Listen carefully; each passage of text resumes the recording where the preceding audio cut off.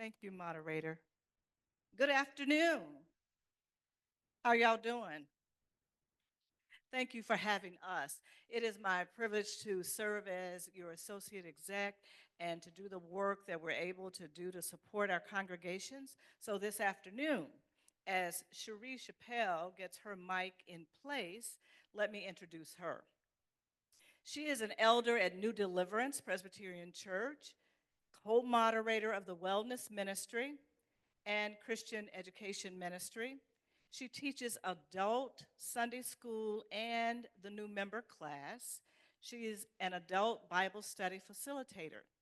She is retired, former director of diversity and inclusion at ITW.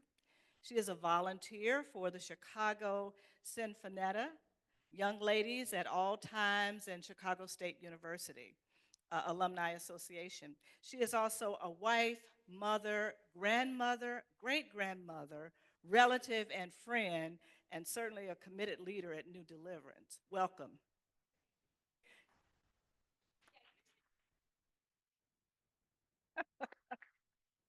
So while she's getting connected, let me just say that we are privileged to have been in collaborative partnership supporting the mission and ministry of New Deliverance through the Wellness Ministry, which has expanded over the years. And part of that story, you were here today. We'll share this. So please tell us about New Deliverance Church's Wellness Ministry. Thank you, Reverend Barbara, and it's a pleasure to be here. The New Deliverance Wellness Ministry has a vision of being well, both congregation and community, spirit, mind, and body. Our ministry, like our church, is about 10 years old. Thank you. Next question. So, New Deliverance has a partnership with Advocate Aurora Health, as does our Presbytery. How did that partnership begin? Well, the partnership, of course, builds on the relationship that the Presbytery of Chicago has, but we learned and became involved through Joy McElrath, the late Joy McElrath, who we miss tremendously. She first brought Advocate Aurora Health's program to our attention when they were looking for community partners to get as many people as possible COVID vaccinated against COVID, which is no small feat in the African American community. There's a lot of medical mistrust.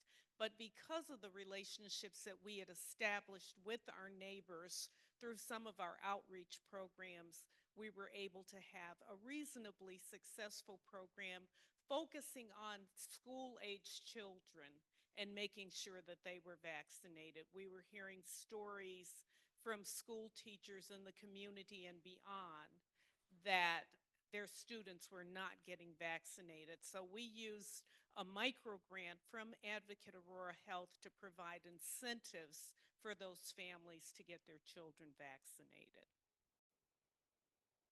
Fantastic. And because this has happened, the building of this mission and ministry with their community, not simply for their community, has happened over time. Please share a little bit about how you all connected with the community. What have you been doing consistently? Our connection with the community has been, it's evolved to say the least. But we were blessed to have um, a niche opportunity in the community, recognizing that there is a direct relationship between access to diapers and children's health. So that, and it was also a need that was not being met by anyone else. We had tried other things. We were going down to Tent City at Canal and Roosevelt. And we were viewed as such a small player. The people that lived in Tent City said, we don't really need your help, but you might go to other places. So they directed us to smaller encampments where our gifts would make a difference. When, of course, the pandemic came, then it was very difficult to do that. And of course, initially, the city of Chicago uh, close those encampments and put those people in hotel rooms that were paid for but not being occupied because conferences went from 100 to 0. After that, then we partnered with a neighboring restaurant to provide food for people in need. What we quickly realized is that we would invite our neighbors to go to this particular restaurant, but they could not because of gang boundaries. So we're at 112th and State. We were using a restaurant at 115th east of Michigan, and the people that would walk past our church could not go there for free food because of gang limitations. Then we tried partnering with the restaurants across the street, neither of which wanted to do business with us. So uh, we evolved to working with grocery stores, getting prepared items that were packaged by their team. So, we weren't cooking and having the possibility of not serving something that didn't meet sanitation standards. We're partnering with a grocery store. That's a lot that had nothing to do with Advocate Aurora Health, but I tell you that because we have been consistent since at least 2020 in providing food for the community. And the fact that we have only missed one Saturday on our schedule in that length of time has said to our neighbors, we can count on you. So it is through that relationship building that we have been able to move forward with the other partnerships with Advocate Aurora Health. And they've been a great partner. Both the Presbytery of Chicago and Advocate Aurora Health have helped us tremendously in dealing with our neighbors because we've had mental health first aid, which tells us not to be afraid of people who are different than we are. And we're a merged church, so you will have members of New Deliverance that live as far south um, South Holland, that live as far north as Hyde Park, and from the lake west. So we're a merged church. Not many of us live in the Roseland community, and that too makes a difference. So, so I hope we're hearing the progression of the committed folks who want to lean into their faith values and principles. And so what we've witnessed, I have with New Deliverance, is while they were serving and pivoting and being adaptive to what the community needed, they were also building their internal capacity. Hence, they sponsored, we sponsored as a Presbytery, and they hosted several trainings, the trauma informed. They continue to sharpen their understanding of the context and keep growing. And that's one reason you've been able to parlay the leverage with Advocate Aurora Health to do much more. So what are some of the challenges, and I know our time is coming short, some of the challenges that you faced? Well, I talked a little bit about the lack of trust, but as our neighbors have gotten to know us, we're overcoming that. But there are also members of our congregation that are pretty comfortable just being together. So why do we always have to have this outreach stuff when what about us? So that remains a challenge. But again, as we continue our training, we've had ACE training, we've had trauma informed training, mental health first aid. As we continue that, then our members, the members of our congregation, are better prepared and more comfortable dealing with people who bring difference into the environment.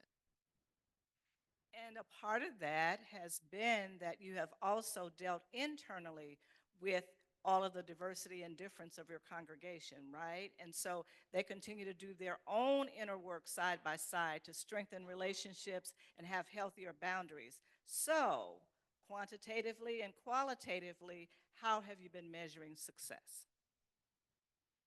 I mean, our measurement can be as simple as with our walking program, someone says, oh, I had a checkup, my A1C is down, my medication's reduced. The fact that people are there. We start serving meals at noon. We have people that are standing there at 11:30, sometimes earlier than that. The fact that people come to us to help to get help with the challenges that they face. We're now becoming a resource in the community. So along with the numbers, if they compiled all the data of all the people they serve, the numbers would be larger than we think. And what we hear them naming, it's not only the numbers, it's the quality of the connection and the relationship building. It's their willingness to shift and see some of their growing edges and become transformed. Sounds like discipleship, how we follow Christ. So you get the final word. What's next, and what else would you want to say to us about collaboration and partnership? Through our partnership with Advocate Aurora Health, we're creating a wellness center in the building. Again, a space that will be available to the community as well as our congregation. So that's what's next, and we're actually painting that space now. Um, what else is next is just continuing to step out on faith. If you looked at New Deliverance, the number of members of our congregation, our budget, the amount of the budget that goes just to general maintenance, you'd say, how can you afford to give away food? How can you afford to give away diapers? Stepping out on faith, God has supplied and met our needs each and every time. And because we are doing it to His glory, because we're doing it to serve others, He continues to meet our needs. So we'll continue to be faithful as He is faithful to us. Amen. And I just want to offer a quick challenge. I'm wondering who wants to continue this conversation and talk about how you might attend to any fears, apprehensions, discomfort around mission and ministry that you really are pulled to do in your community. Let's have a conversation. Thank you.